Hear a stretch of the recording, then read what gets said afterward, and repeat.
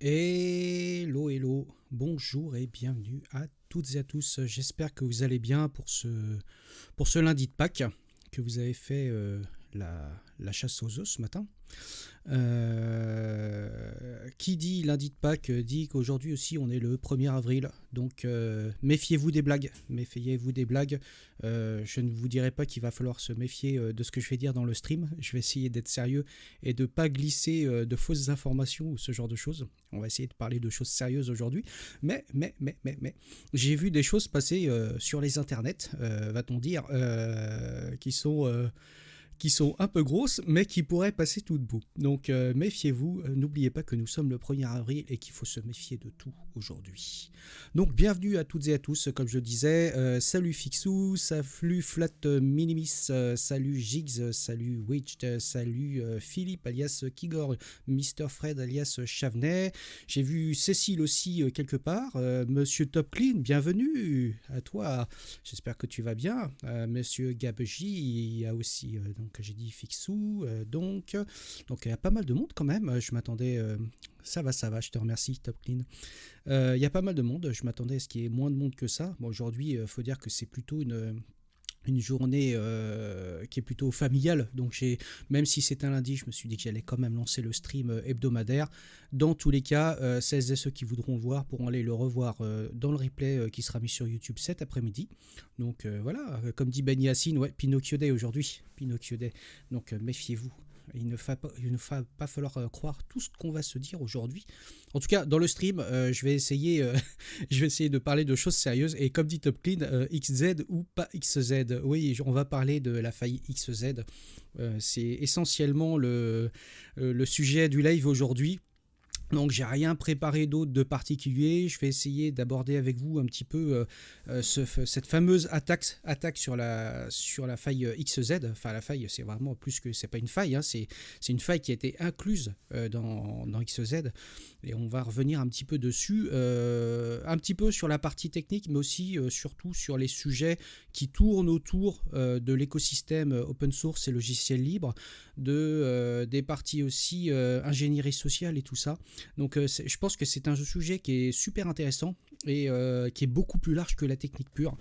Parce que la technique pure, même si on doit avouer que l'attaque qui a été faite est relativement brillante, voilà, pas inédite. Alors elle n'est pas inédite, contrairement à ce qu'on pourrait croire. Mais la mise en place a été extrêmement brillante et extrêmement patiente. Et on va y revenir dans quelques instants. En tout cas, juste avant de se lancer donc, sur le fond du sujet, comme vous voyez là sur l'écran, là, il y a des petits lapins de Pâques et un petit chat là, qui se promène. Donc surtout ne vous goinfrez pas trop de chocolat. Ou surtout si vous avez trop de chocolat, n'hésitez pas à m'en envoyer, ce sera toujours utilisé comme il se faut, voilà.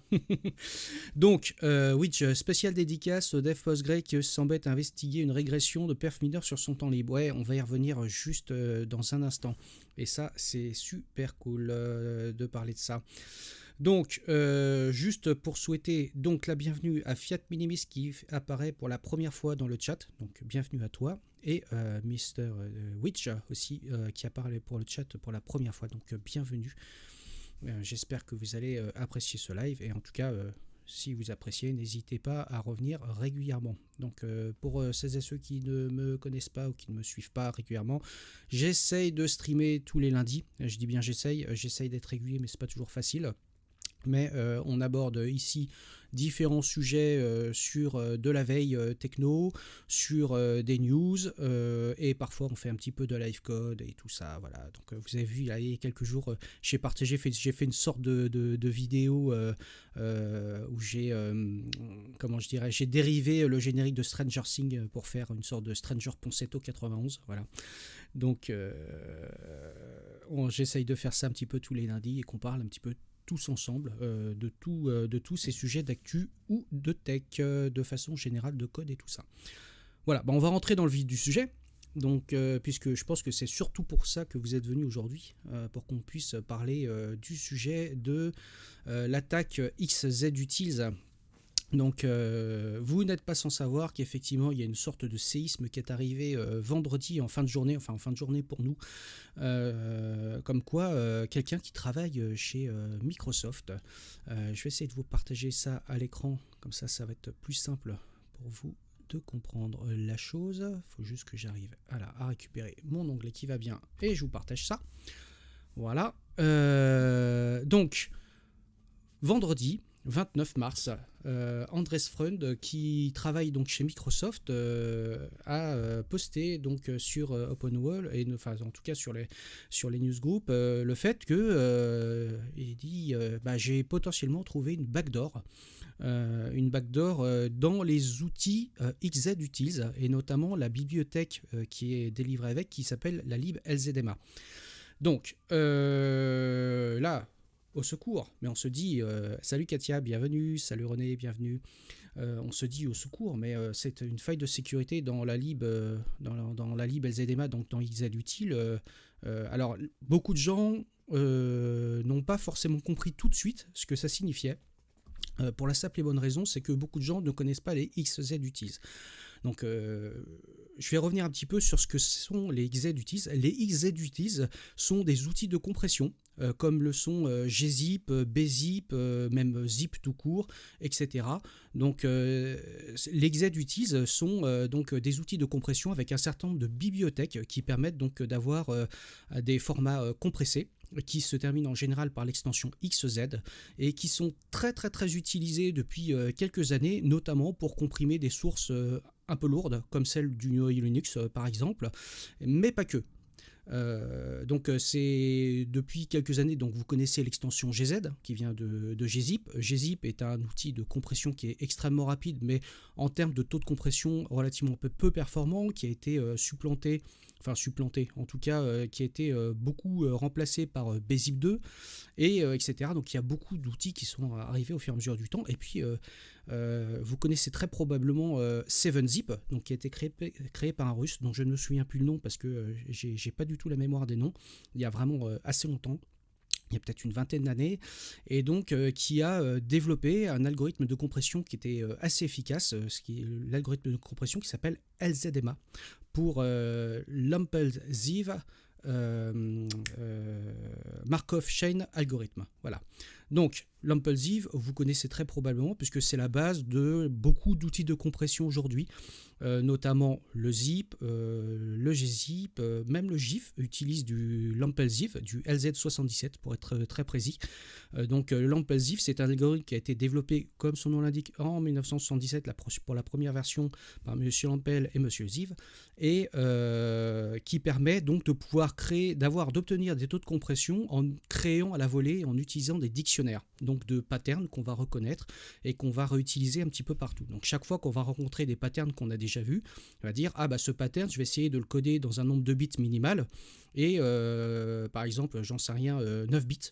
Je vais coder ce pattern sur 9 bits, je vais lui donner un ID, et dans mon dictionnaire, ce pattern va correspondre à une succession d'octets. Donc, ce qui permet d'obtenir des taux de compression qui sont plutôt intéressants. Et cet algorithme LZ77 a évolué en LZ78, puis il y a eu le LZW, l'Ampel-Z-Welch, qui est apparu aussi, donc qui est aussi une amélioration, et donc il y a eu beaucoup d'améliorations de ce type d'algorithme. Pendant de très nombreuses années, ces algorithmes ont relativement stagné en termes de performance de taux de compression. Ils ont surtout évolué en termes de performance, en termes de vitesse de compression et de décompression. Ils ont un peu évolué quand même en termes de taux de compression, mais pas tant que ça. Et donc, il y a peut-être une vingtaine d'années, 7zip est arrivé donc avec une nouvelle approche basée donc sur l'Ampel-Ziv, mais pas que, mais aussi les chaînes de Markov. Alors, les chaînes de Markov sont un domaine des mathématiques qui a été donc inventé par M. Markov, mais il y a très très très longtemps. C'est au début 1900, je crois que c'est 1908 peut-être. Vous me corrigerez si je dis des grosses bêtises, mais c'est à peu près ça. Donc ça date d'il y a assez longtemps. Et donc les chaînes de Markov sont un domaine des mathématiques qui sont extrêmement intéressants, puisqu'on va travailler sur des choses, on va dire, qui ne sont pas des ensembles finis, mais plutôt statistiques. Donc je vais essayer de vous résumer ça vraiment en 2 mots et pas vous assommer avec la théorie mathématique, mais la chaîne de Markov va permettre de façon statistique et heuristique d'essayer de déterminer dans mon jeu qui va me permettre, dans mon jeu de données, de pouvoir déterminer le prochain pattern que je vais obtenir. Donc il part du principe que pour déterminer ce qui va se produire le coup d'après, dans mon état d'après dans le futur, je n'ai besoin que de l'état présent et pas des états précédents. Ça, c'est la théorie sous-jacente des chaînes de Markov. Ce qui veut dire qu'en fait, on n'a pas besoin de connaître le passé, entre guillemets, si je résume, pour prédire le futur. Et de façon totalement statistique et aléatoire, entre guillemets, avec une composante aléatoire, on va essayer de déterminer quelle est dans mon dictionnaire, merci Mr. Chevenet, 1906, j'étais pas très loin. On va essayer de déterminer quels sont les prochains octets qui seraient susceptibles d'arriver par rapport à mon état courant. Et donc, de façon statistique, ça nous permet d'obtenir, alors l'algorithme est assez complexe, donc c'est pour ça que je ne peux pas vraiment vous l'expliquer en détail ici, mais ça permet donc d'obtenir des taux de compression qui sont extrêmement intéressants et beaucoup plus poussés que ce qu'on pouvait obtenir avec les algorithmes précédents. Et donc, l'algorithme de compression LZMA donc, est arrivé, il a été intégré dans 7-Zip. Et puis 7-Zip a quand même évolué, etc. Et ça a été récupéré comme type d'algorithme donc, en tant que LZMA dans la bibliothèque XZUtil qui apporte un certain nombre donc, d'outils de compression et de décompression. Et donc cet algorithme fait partie donc, des XZUtils donc, qui permet donc, de pouvoir comprimer des archives avec des taux de compression qui sont assez élevés. Alors, en contrepartie, le LZMA génère un dictionnaire qui peut être volumineux en mémoire, mais qui permet vraiment d'être extrêmement performant sur la compression. Voilà. Donc, j'ai résumé un petit peu dans l'ensemble ce que c'est. Donc, dites-vous bien que XZUtils, c'est l'équivalent de gzip, de bzip ou de zip ou ce genre de choses, etc. C'est juste des algorithmes qui sont là pour pouvoir comprimer et décompresser un flux, tout simplement.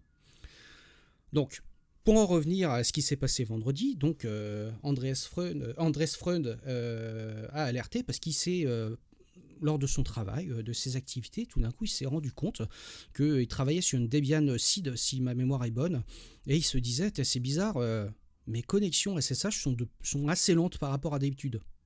C'est-à-dire qu'il essayait d'initier des connexions SSH, il se rendait compte qu'elles étaient 3 fois plus lentes que d'habitude. Alors quand je dis 3 fois plus lentes, ça ne veut pas dire qu'elles prenaient 3 secondes.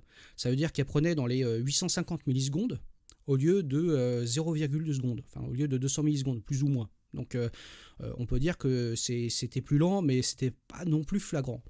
Donc il a commencé à enquêter. Et puis il s'est dit, mais pourquoi c'est lent comme ça? Donc il a commencé à enquêter et il a commencé à voir que de temps en temps, il pouvait y avoir des plantages sur certains types de plateformes liés à la bibliothèque LZMA, alors que SSH ne repose pas dessus, c'est quand même super bizarre. Et donc il a commencé à enquêter, et il est remonté justement au fait que ça venait de la bibliothèque LZMA. Mais pourquoi la bibliothèque LZMA? C'est quand même super bizarre, sachant que SSH, donc, qui est quand même un outil qui est relativement indépendant, qui dépend de très peu de choses, ne repose pas directement dessus. Pour la simple et bonne raison, c'est que la lib LZMA, elle est utilisée par systemd, par la lib systemd. Or, il faut savoir que certaines distributions ont modifié légèrement le démon SSH pour pouvoir avoir une meilleure intégration avec systemd, notamment pour le système de notification. Et donc, lorsque le démon SSH se lance, automatiquement, il va être lié avec la lib systemd qui elle-même est liée avec la lib LZMA, et il s'avérait que cette librairie était vérolée. Pour la simple et bonne raison, c'est qu'elle profitait du fait d'avoir un système d'indirection dans la glibc pour pouvoir remplacer des symboles à la volée au moment du chargement des symboles. Le truc un petit peu fou. Et il s'est rendu compte,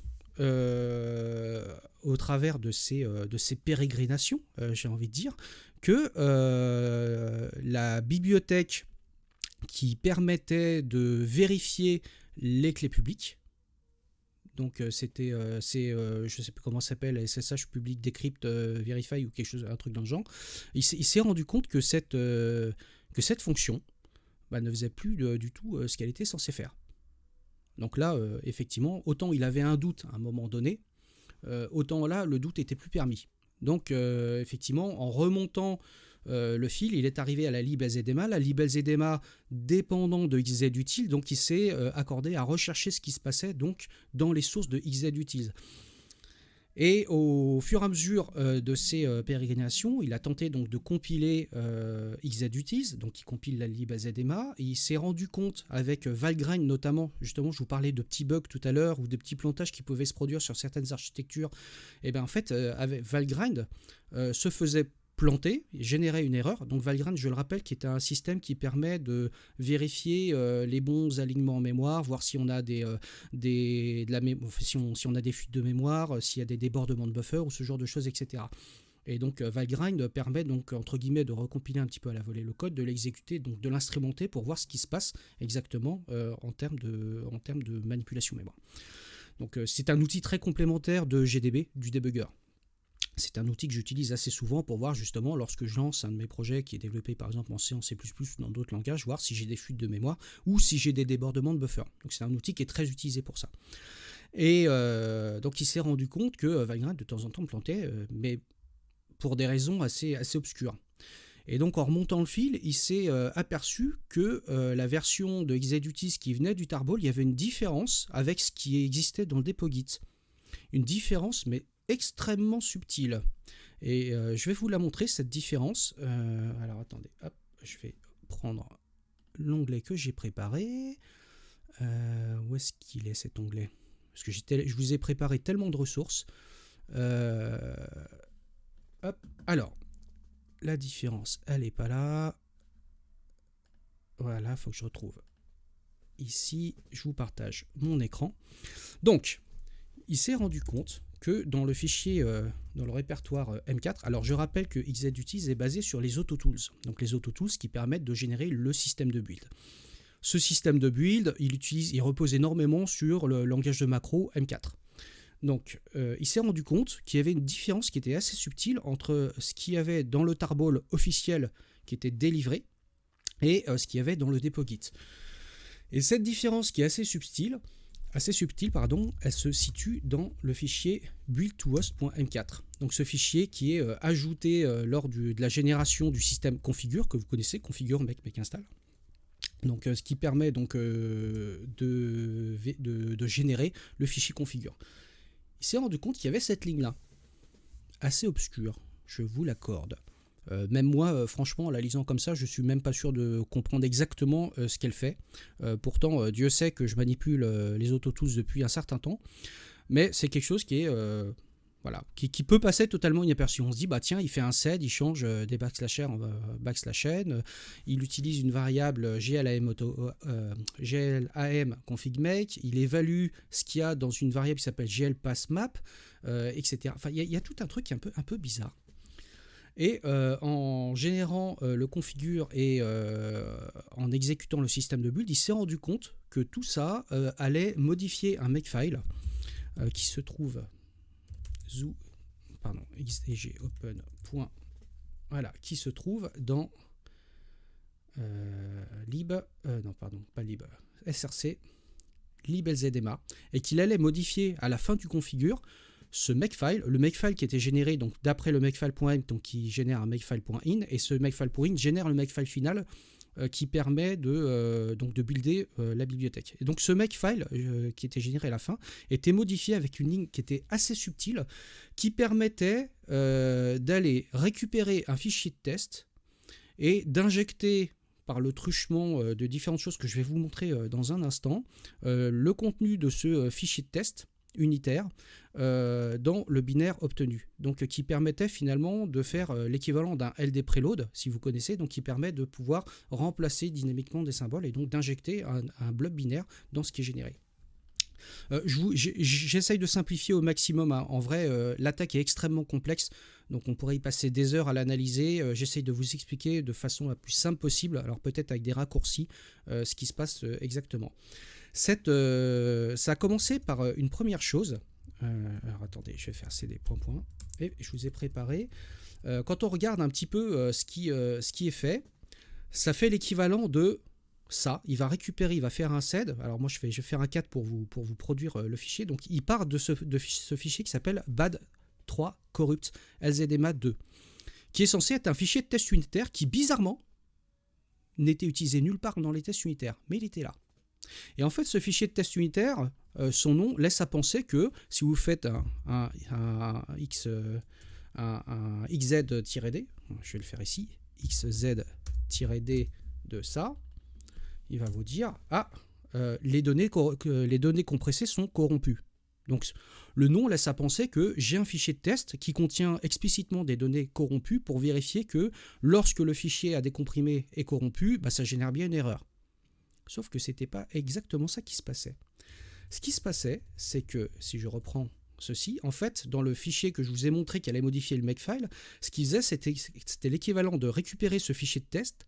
Il faisait un TR dessus en remplaçant un certain nombre de caractères, donc des espaces, des tirets et des underscores. Là, vous voyez, de façon à la fin, de façon très subtile, il remplace tiret underscore par underscore tiret. Et donc, si vous exécutez ce truc-là, qu'est-ce qui se passe ? Vous allez faire le TR et vous le repipez dans xz-d pour le décomprimer. Et là, vous vous retrouvez avec une archive complète, non corrompue, qui contient un script shell, qui est la deuxième phase de l'attaque, donc qui permet d'aller modifier en s'appuyant sur les fichiers qui sont générés par les AutoTools, d'aller modifier un certain nombre de fichiers, d'aller récupérer encore une fois dans les fichiers de test un fichier qui s'appelle Good Large Compressed LZMA, qui contient des données qui semblent être juste des données binaires. Donc vous voyez, c'est le pendant. Avant, il nous générait un fichier de test qui disait ça contient des données corrompues, et là, ça contient des données qui ne sont pas corrompues, mais des données qui semblent être totalement aléatoires. Or, ce qu'il fait, c'est qu'il prend un certain nombre de caractères à partir d'un offset de ce fichier, il transforme encore ces caractères, certains caractères spéciaux en d'autres caractères, et ensuite, il extrait ce truc-là pour pouvoir récupérer un fichier binaire qu'il va pouvoir injecter dans les binaires définitifs. Ça, c'est le truc de ouf. Là, vous vous rendez même pas compte à quel point l'attaque est réellement, d'une part, brillante et surtout vraiment vicieuse. Parce que cette attaque, alors comment est-ce qu'on a pu en arriver là ? En fait, ce qu'il faut, c'est remonter il y a à peu près 2 ans dans le temps. Jia Tian, je ne sais plus comment il s'appelle, voilà, Jia Tian, un développeur a commencé à vouloir aider Colin Lass, qui est le mainteneur officiel donc, des xz-utils, qui est quelqu'un qui maintient quasi tout seul les xz-utils. Et on se dit, maintenir tout seul les xz-utils, c'est assez ouf, hein. Même si on se dit, ouais, c'est des petits utilitaires dans un coin, etc. Il faut se rappeler que ces utilitaires sont quand même la base d'une grosse partie de l'infrastructure existante partout dans le monde. C'est-à-dire, le noyau Linux s'appuie dessus pour comprimer ses sources, mais il s'appuie aussi dessus pour comprimer sa partie de boot, son BZ-image de boot. Il s'en sert, son initramfs et tout ça, il s'en sert pour pouvoir comprimer tout ça. Donc on peut se dire que, in fine, l'objectif c'était peut-être d'aller pourrir les sources du noyau et d'injecter des failles de sécurité dans le noyau directement au moment même du processus de boot. Vous voyez à quel point ça peut aller très très loin. Et donc il a commencé à apporter son aide, à faire des contributions, et donc ça a permis de décharger et donc d'aider le mainteneur officiel. Il a commencé à rentrer en confiance avec lui. Et au fur et à mesure du temps, donc là on rentre vraiment dans une attaque finalement par ingénierie sociale, il a gagné sa confiance, il a gagné la confiance du mainteneur officiel et a fini par obtenir tout d'un coup finalement des droits de commit et des droits un petit peu plus poussés que des contributeurs lambda, c'est-à-dire au lieu de proposer des contributions que le mainteneur officiel intégrait, c'est lui qui commençait à avoir les droits de commit et donc de commencer à intégrer des choses directement dans le dépôt. Donc ça, c'était très fort parce que cette prise de confiance, le fait qu'il puisse rentrer comme étant quelqu'un d'important sur la gestion de ce projet, ça a mis quasiment 2 ans. Donc ça veut dire que cette attaque était planifiée déjà depuis 2 ans. On ne se rend même pas compte à quel point 2 ans sur l'échelle du temps humain, c'est-à-dire il faut être pugnace, il faut s'accrocher et rester sous les radars, c'est-à-dire obtenir la confiance de la personne, arriver à obtenir ce que l'on cherche à avoir, donc par exemple les droits de push sur le dépôt, et devenir finalement le deuxième mainteneur officiel, puisqu'il a été élu il y a peu le deuxième mainteneur officiel des xz-utils. Et c'est là que lorsqu'il a commencé à vouloir produire les dernières versions, il a subtilement modifié le tarball, c'est-à-dire l'unité de livraison de la version des 2 dernières versions, pour justement modifier les fichiers M4 que je vous ai montré tout à l'heure et donc injecter une version, c'est-à-dire comment je dirais, quelque chose qui permettait d'activer la charge virale donc de l'attaque, qui, je le rappelle, n'est pas présente dans le dépôt Git. Pour ce faire aussi, il a permis, donc il a ajouté au travers de 4 commits, si je me souviens bien, un certain nombre de fichiers, donc, dont les fichiers qui sont dans les tests unitaires, en disant j'ai rajouté des tests unitaires. Ah bah super, tu as rajouté des tests unitaires, voilà, ça te passe sous le bout. Ces tests unitaires contiennent la charge initiale de l'attaque. Et c'est ça qui est fou, parce que dès lors où il a eu ces droits-là, il a pu se dire ah bah tiens, je fais de la qualité, je rajoute des tests unitaires. Là ici, je passe un commit. Et dans un des commits que je vais vous montrer à l'écran, il a aussi quelque chose qui a été trouvé par le mainteneur officiel, que je reprenne dans mes onglets. Si je le retrouve, j'ai tellement de ressources que je sais même plus où j'en suis. Ah, c'est là. Voilà, je vais vous repartager à l'écran. C'est-à-dire qu'à un moment donné, il a fait un commit. Ce commit-là, justement dans un des fichiers donc, de CMake, parce qu'il a un CMake list quelque part, où il a juste rajouté, donc ça c'est la correction qui a été faite par le mainteneur officiel après la détection donc, de la faille de sécurité. Il a juste rajouté un point dans un des fichiers pour faire échouer un test, et le test justement qui permet de désactiver le Landlock Sandbox de Linux. Le Landlock Sandbox, à quoi il sert ? Il sert à une chose, ça permet à un processus de dire moi-même et mes descendants, je restreins mes propres droits. Voilà. Et donc ce qui permettait donc au travers donc, de cette désactivation de dire au système de build, le Landlock Sandbox n'existe pas, donc tu n'as pas la capacité de réduire tes droits, mais ça peut passer tout debout dans un processus de build si on n'y prête pas attention. Donc ça voudrait dire que ce qui permettait dans les binaires définitifs de dire j'empêche de diminuer mes droits. Donc vous voyez, il a semé des petites graines un petit peu partout, comme ça.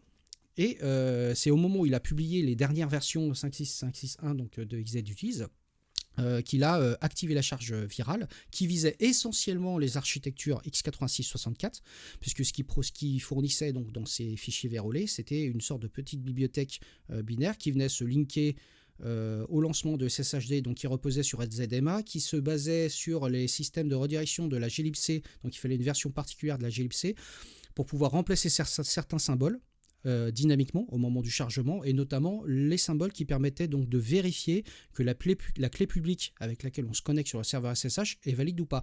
Donc ce qui permettait donc d'obtenir un accès complet à tous les serveurs SSH vérolés, tout simplement.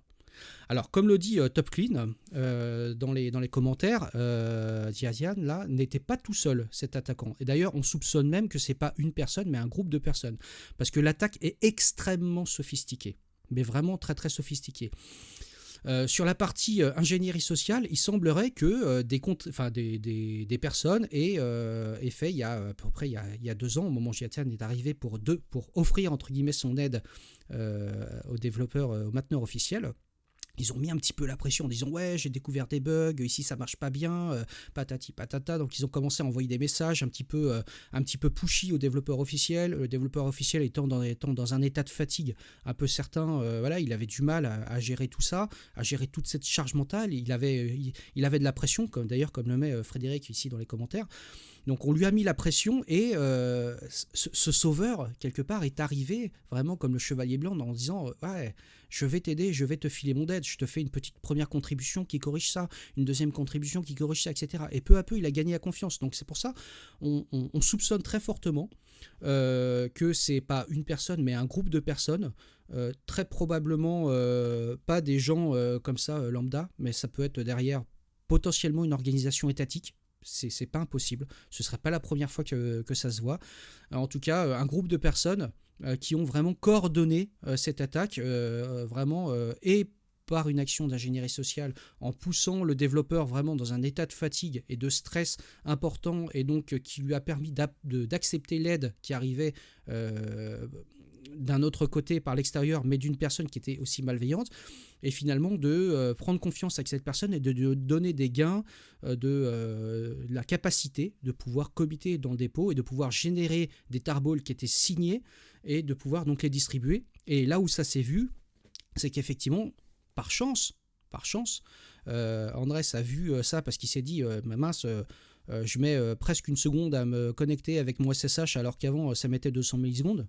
C'est quand même fou, c'est-à-dire que ça aurait pu passer totalement inaperçu, sachant que dans les derniers jours, les attaquants, ou l'attaquant, on ne sait pas si c'est une ou plusieurs personnes, commençaient à faire pression sur les distributions en disant ah oui, on a découvert qu'il y a un bug qui fait que ça met Valgrind dans un état bizarre, on a fait un correctif, intégrez ça dans vos distributions. Donc ils poussaient à ce que les distributions majeures, dont les Debian et d'autres distributions, puissent intégrer ça.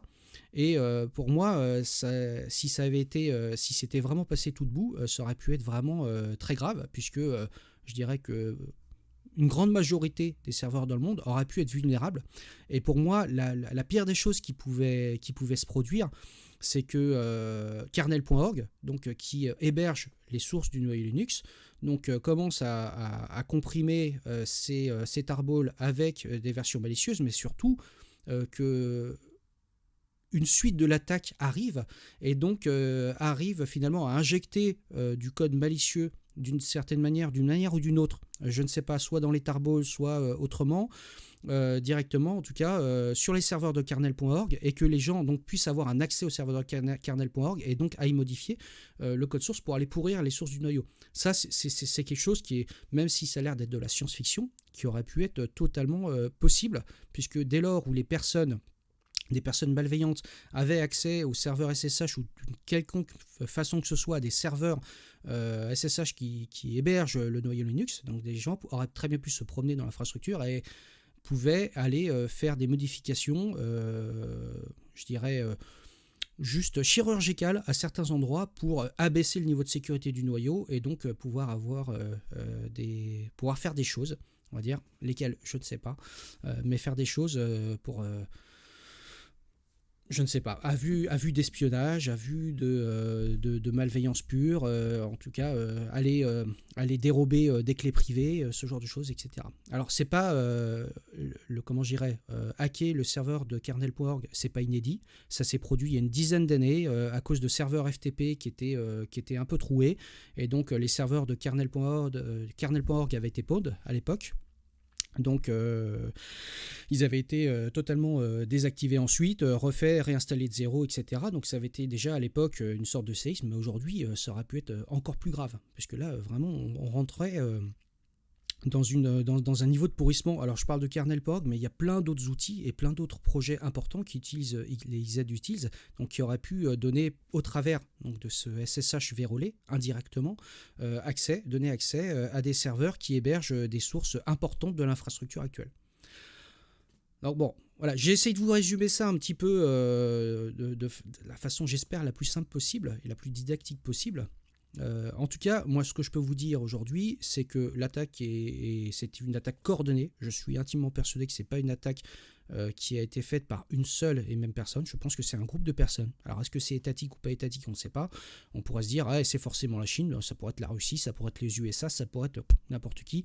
On rappelle qu'il y a quelques années encore, il y avait des gens qui avaient été approchés et payés notamment pour essayer d'introduire des failles de sécurité. Si ma mémoire est bonne, je ne sais plus si c'était dans OpenBSD ou dans FreeBSD, je ne me souviens plus exactement. Donc il y avait des gens qui avaient été approchés par des services secrets et sur lesquels on leur proposait beaucoup d'argent sur la table pour aller introduire des failles de sécurité. C'est pas quelque chose qui est nouveau. C'est pas quelque chose qui est nouveau.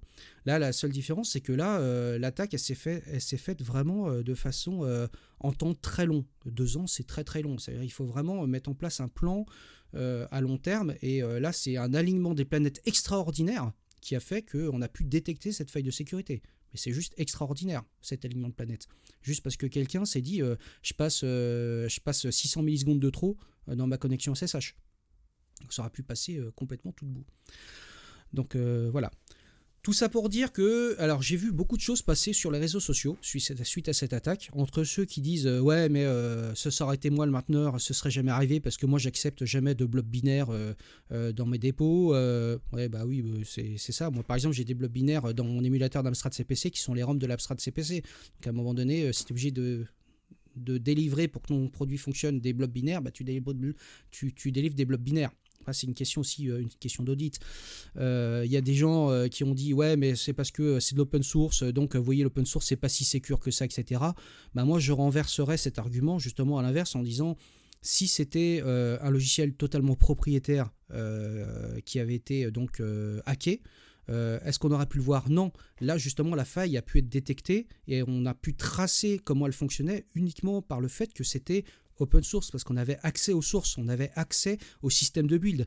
Donc effectivement, les personnes qui se sont penchées sur le sujet, ils ont pu faire un audit extrêmement rapide, sans faire d'assumption, de présomption particulière, en disant j'ai le code source, je regarde ce qui se passe, et le fait que ce soit open source a permis justement d'avoir un audit et une réponse extrêmement rapide, ce qui n'aurait pas du tout été le cas sur du logiciel propriétaire. D'ailleurs, les mêmes personnes qui installent depuis des sources totalement inconnues sur Internet des setup.exe et des install.exe sur leur machine en les lançant, etc.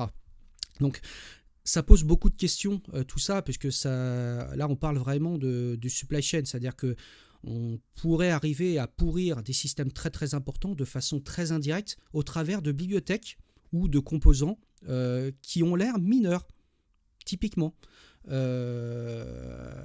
Et donc, typiquement, on pourrait se dire ouais, Exaduty, c'est juste des outils pour compresser, décompresser. C'est des outils mineurs.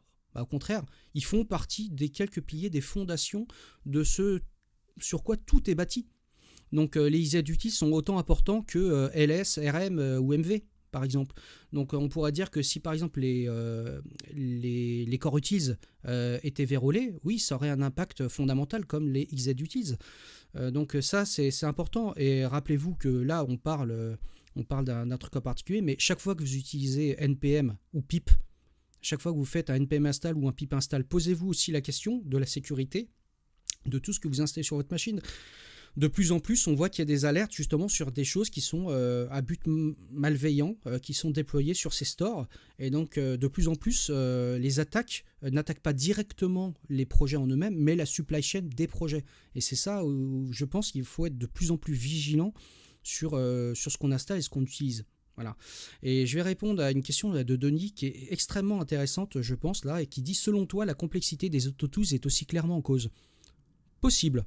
C'est possible. Je pense que les AutoTools, c'est un outil qui est extrêmement puissant. Moi, j'utilise depuis très très longtemps. Je maîtrise assez, mais effectivement, c'est comme tout outil et comme tout système de script, là, les scripts qui soient M4, du Bash ou que ce soit du Python, etc. Le problème, c'est qu'en fait, il y a une volonté d'obfusquifier, de rendre obscur le code d'attaque de façon très nette et donc de le rendre presque invisible et en même temps incompréhensible. Donc je pense, et d'ailleurs on le voit aussi, il y a à un moment donné ça se repose sur CMake, il y a un CMake list sur lequel il y a juste ajouté un point. Ce point il n'est pas complexe, personne ne l'a vu.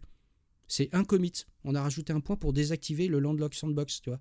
Donc en fait, je pense que la complexité des AutoTools peut rajouter effectivement un vecteur d'attaque, ça c'est possible, mais je pense que c'est qu'un des maillons de la chaîne de l'attaque. Je pense que ça aurait très bien pu se produire avec un autre système de build, quel qu'il soit, et dans n'importe quel langage qu'il soit. Je pense, vraiment. Obscurcir, oui, c'est possible. Merci Yann, obscurcir, oui. Donc, je pense que, en tout cas, la façon dont c'était écrit, et dont le système de build, parce que Exaduty, le système de build, c'est quelque chose qui n'a pas été réécrit au propre depuis très longtemps. Donc, c'est des couches sédimentaires qui sont rajoutées les unes aux autres. Et je suis intimement persuadé qu'un autre système de build, un attaquant aurait pu trouver un système justement pour rendre assez obscur et assez illisible que le vecteur d'attaque, un des vecteurs d'attaque, puisque là, ce qui se passe en plus là dans les AutoTools, dans le fameux fichier M4, c'est juste l'activation de la charge utile de l'attaque, et qui a été juste ajoutée, non pas dans le deploy guide, je rappelle, mais dans le tarball qui a été signé et donc délivré. Et donc, voilà, donc je pense que, voilà, les AutoTools, c'est un vecteur. Je pense que ça aurait été CMake ou ça aurait été Ninja ou n'importe quoi d'autre. Je pense que à un moment donné, quand on génère des binaires, surtout quand on fait du très bas niveau, ça tu le sais toi-même d'ailleurs, Denis, hein, c'est qu'à un moment donné, tu te retrouves avec des scripts qui vont manipuler des tables de symboles, jouer avec les linkers, etc. Donc il y a plein de choses qui font que ça devient complexe et cette complexité, elle est malheureusement nécessaire. Et c'est aussi un vecteur d'attaque, un talon d'Achille sur la génération de nos binaires aujourd'hui. Mais je pense qu'aujourd'hui, on a exactement les mêmes problèmes pour tout ce qu'on retrouve en JS, tu vois, dans NPM, en Python pour pip. Enfin, il y a plein de trucs, plein de packages qui sont ajoutés, parfois un peu en mode YOLO et sans trop de contrôle. Et je pense que si on arrivait à prendre de la hauteur, à voir la big picture, on verrait que, unitairement parlant, certains composants ne sont pas malicieux, mais assemblés ensemble, ils le deviennent. Et c'est là toute la force de cette attaque qui est arrivée, c'est que, en fait, le but, c'était d'attaquer SSH. Mais en fait, c'est pas SSH qui a été attaqué directement, c'est un des composants qui a permis d'amener à l'attaque de SSH. Et c'est ça qui est brillant. Et le fait est que ils se sont attaqués à l'un des maillons faibles aujourd'hui des logiciels open source et des logiciels libres, c'est l'humain. Et c'est que, je le rappelle encore une fois, c'est que en fait une grande partie de nos infrastructures aujourd'hui repose sur des êtres humains, et parfois qui sont tout seuls, qui gèrent seuls un projet complet avec une pression qui est quand même assez importante. Et je vais vous rafficher un petit peu le fameux mème de XKCD que j'avais modifié, que j'avais partagé sur LinkedIn. Le temps que ça charge, hop, c'est ici que ça se passe. Voilà, je vous affiche ça à l'écran. Ce fameux mème donc, que j'ai légèrement modifié. Donc toute l'infrastructure moderne, et en dessous un projet que quelqu'un a essayé de hacker et qui est utilisé par à peu près 90% de notre infrastructure moderne. Voilà. Donc là, le même d'origine, hein, c'est un projet qui est maintenu par un seul et même développeur tout seul dans le Nebraska. C'est le même sujet. En fait, ces vecteurs d'attaque en fait, sont assez puissants, puisque, comme je disais, beaucoup de projets reposent sur une seule et unique personne, un seul et unique mainteneur. D'ailleurs, j'en parlais l'autre fois lors de mon précédent live. Je prenais l'exemple de SQLite, par exemple. Il y a un développeur qui a créé SQLite, donc Richard Heap. Maintenant, ils sont trois, mais à différents niveaux. Mais il y a un seul principal mainteneur de SQLite, la base de données qui est la plus utilisée dans le monde, globalement. Et pareil pour tellement d'autres projets qui sont majeurs, dont on ne se rend pas compte. On a l'impression que derrière, il y a toute une organisation, et il y a juste un PK lambda qui maintient ce truc-là à bout de bras, sans forcément beaucoup d'aide, et qui peuvent être la cible, là ça l'a montré, qui peuvent être la cible donc de personnes malveillantes ou d'organisations malveillantes. Je suis intimement persuadé que c'est une organisation derrière, vu la complexité de l'attaque et le temps long, c'est fou. Mais voilà.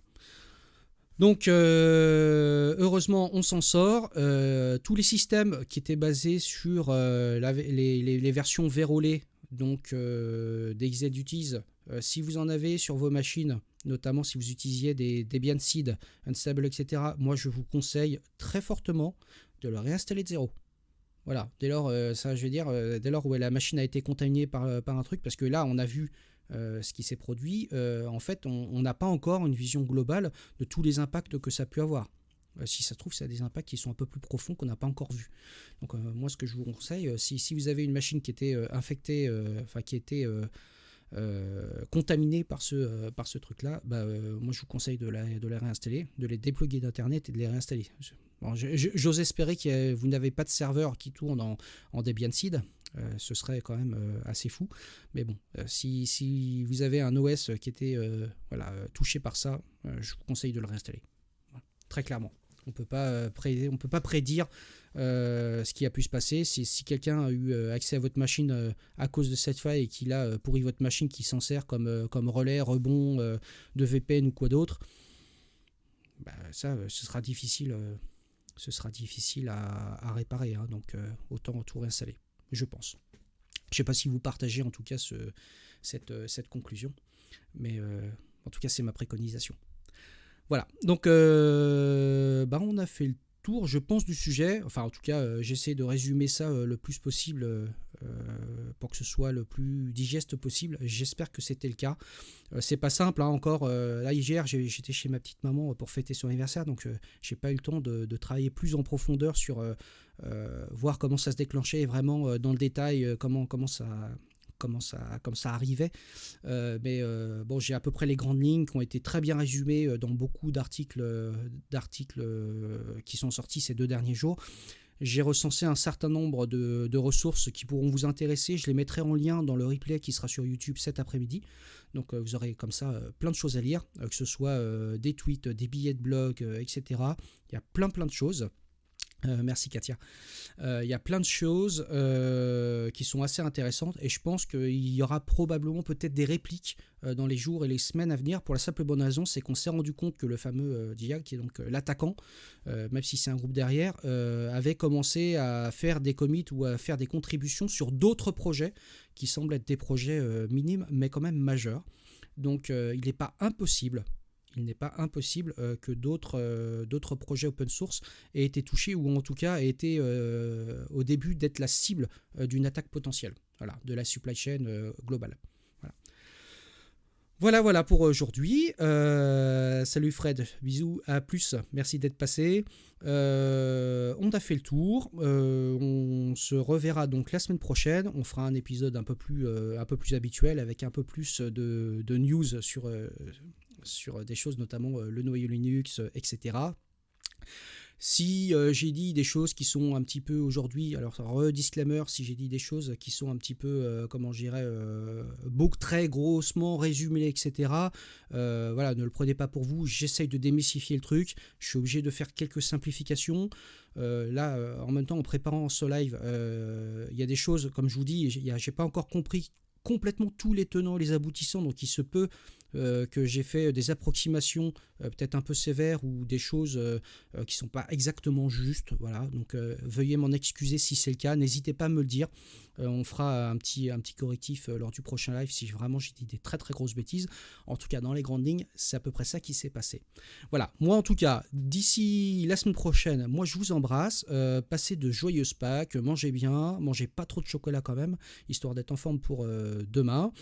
Moi je vais vous faire donc plein de bisous, merci beaucoup d'être passé, je pensais pas que j'aurais autant de monde donc un lundi de Pâques sur ce créneau horaire, donc ça fait vraiment super plaisir. Allez, je vous fais plein de bisous, bye bye, à la semaine prochaine, ciao ciao.